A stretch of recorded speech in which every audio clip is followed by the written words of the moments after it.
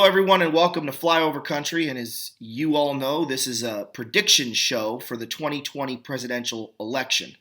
I'm basing this prediction off of five key factors. And of these five key factors, I'm also taking into account right now that the person Trump is going to be running against is going to be Bernie Sanders. Now, I say it's Bernie Sanders because all eyes are on the left. They can't afford to screw him over again.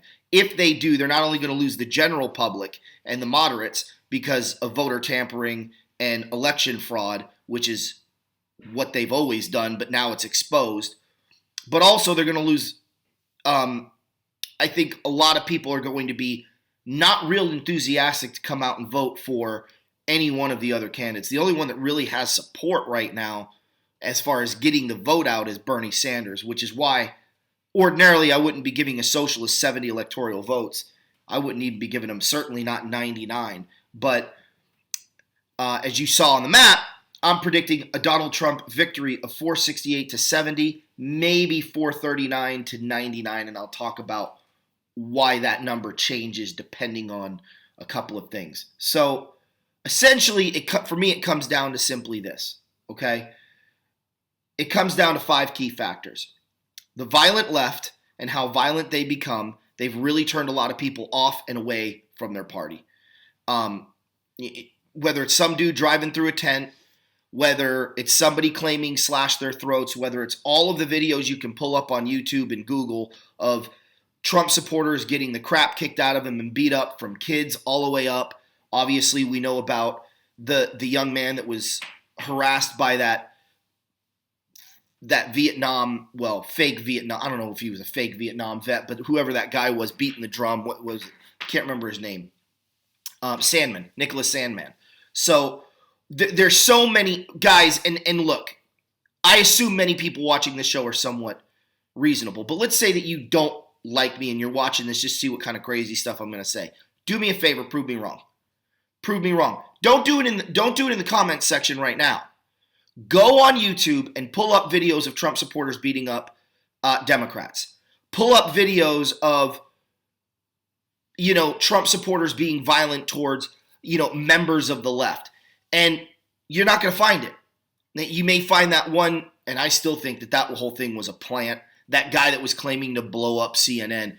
But on the left, you have very real evidences, very real things, right? Not fake bombs that didn't go off and some guy who was a minority of all things, claiming that he was, going to blow up CNN because he hated the left.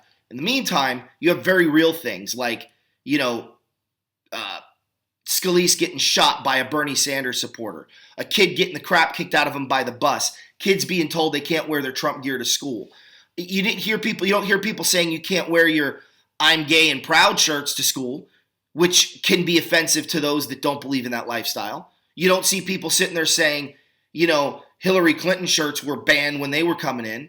And you got Bernie Sanders shirts on campuses. You don't hear that being shut down. It's only Trump people, right? And then you've got all of the examples that you can go onto YouTube and but specifically Google and see example after example after example of Republicans being beat up, attacked, and violent protests against. And it's out there. You can't prove that factor wrong. So the violent left is really turned a lot of people away from the party, and it's turned a lot of moderates away from the party. The second thing is Carville's admission. I'm not talking about Carville getting on and saying, oh, the Democrats, they can't elect Bernie Sanders and, blah, blah. Forget all that. Bernie Sanders there's one in the same. He said he was going to vote for him too. Carville, at the end of one of his speeches that he was giving on CNN, he stated it's all about power. For them, if they elect Bernie, they're not going to have the power or if these Democrats don't shift gears, they're not going to have the power they so desperately need to have. Guys, that's a glaring admission. I don't know how many people have seen that interview and walked out of there going, oh my gosh, are you kidding me? But it's not only out there, but it's in your face. These people don't care about the American public. Has only been, and will only be about total and complete power. Now, I'm not saying Republicans aren't in the same boat, But it's what they do with that power that is a big difference. And the left is talking about taking everything away, while the right is basically saying they want to get out the way. So who would you rather have power? I just, that Carville admission to me goes so under the radar. Nobody's picking up on it, and it blows me away. Finally, or not finally, number 3, people fleeing the Democrat Party. You see it left and right. Hashtag walk away. There was recent poll numbers that showed a 2% drop in Democrat, those that identified as Democrat, a 1% drop in those that identified in being independent, and a 0% drop from those that identify as being Republican. So, in fact, it went up. It went up like 4 or 5%. Sorry, it wasn't 0%. It went up 5%. So, obviously, there are people fleeing both of those sectors of the voting bloc to the Republican Party, which doesn't bode well for the Democrats at all, regardless of who their nominee is. Number 4 is the economy. I've spent an episode already talking about the economy. The last one was. I'm not going to get into details on that. But as long as the economy keeps rolling, and as long as every single demographic is being covered in this expansion of the economy, then people are going to vote. Now, you're going to have some people that aren't feeling the effects of this economy, and they're going to be mad, and they're going to do their thing, and they're going to vote against Trump. But 98% of the American public is experiencing some kind of benefit from this economy, and that's just too much. You need the economy to do poorly if you're going to win an election, unless your name is Mitt Romney and you're just an incompetent idiot that doesn't know how to win elections, nationwide elections. You can win in places where you're popular, like Utah, because you're LDS, although I don't think he's going to win re-election when he runs in 5 years, whatever it's going to be, 4 years. But the economy is a big factor in turning people out either for or against you when you're a sitting president. And right now the economy is booming. And number 5 is the last one, the black vote. Right now, Donald Trump has like a 36% approval rating in the black community. Now, I don't think he's going to get 37% of the black vote, but I want to be specific here. If Donald Trump wins just 15% of the black vote, then the Democrats can't win in a single state. Let that sink in. It becomes a mathematical impossibility because Trump's going to win the white vote, white male and white female. He's going to win the evangelical vote. He's going to win some of the youth vote. Excuse me. He's going to win the Latino vote again because he's already won it once before.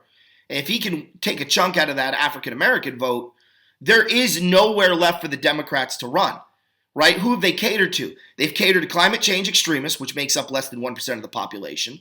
They've targeted transgendered people, which make up less than 1% of the population. They went after the gays, which half the gays aren't even voting for him, and that only makes up 2% of the population. And they demonized the major voting blocs. There just literally are no numbers for them to win. So he gets 15% of that, they're in big trouble. They're in big, big trouble. Now, all that being said, why do I say 468 to 270? I say 468 to 270 because for me, it's going to come down to 3 states. New Jersey's going red this year, or traditionally blue, because Republicans used to be blue, but that's another story for another time. But they're red now. So it's going to go for Trump. It's already showing signs of moving that way, and that's a solidly blue state. Now, what I think is going to happen is I think New York is going to turn red. And when that moment happens, tune into CNN because their heads are going to explode. They're going to lose their mind. At that point, the election's over and they're going to know it. They're going to start talking about, blacks being lynched in the streets and gays being thrown off buildings and how Trump's going to be unchecked this time around and he's just going to ran roughshod over American society and the world's going to be over. The same stuff they said in 2016. But it's over early. Like 8 o'clock Arizona time early.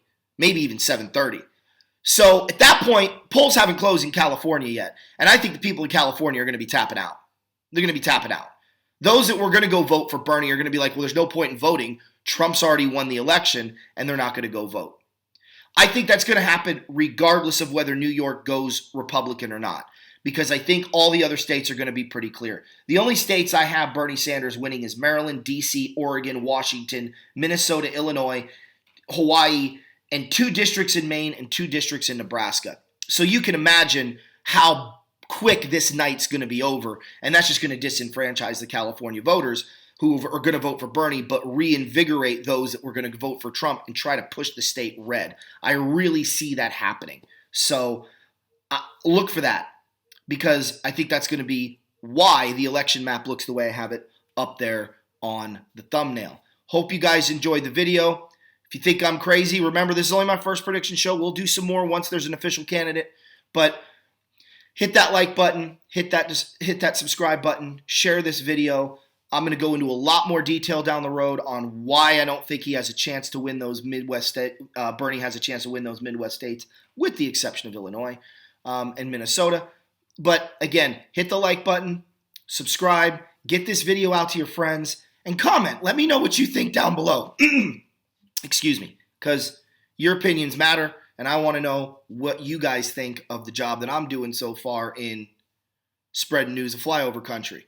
Hope you guys enjoyed the video, and God bless.